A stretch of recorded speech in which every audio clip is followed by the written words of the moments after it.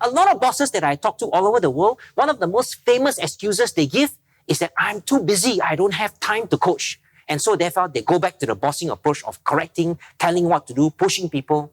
And at the end, people leave the jobs or people feel very demotivated and disengaged, and they are not stepping up and they're not being proactive and creative.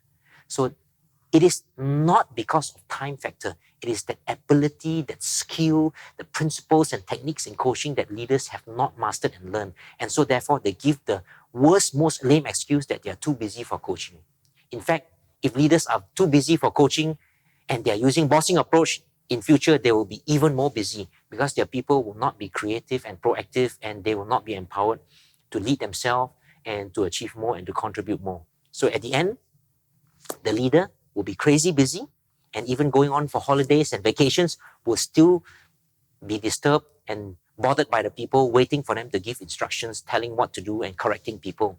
And so it's going to be a perpetual difficult situation for the leader unless a leader spends time and changes their habit and master the art of coaching.